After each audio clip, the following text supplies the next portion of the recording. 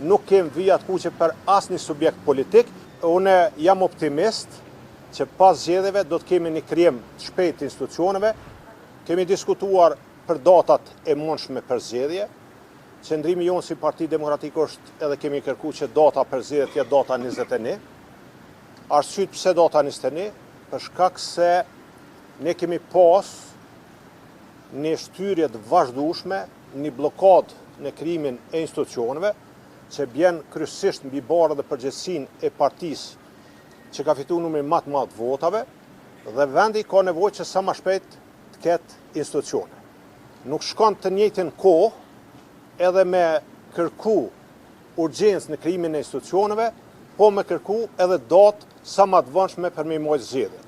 Unë jam optimist që pas zgjedhjeve do të kemi një krijim të shpejtë të institucioneve dhe normalisht të kalohet kjo blokadë dhe të kemi adresimin e nevojave edhe ligjore, po edhe nevojave që realisht janë për vendin edhe për qytetarët e Kosovës.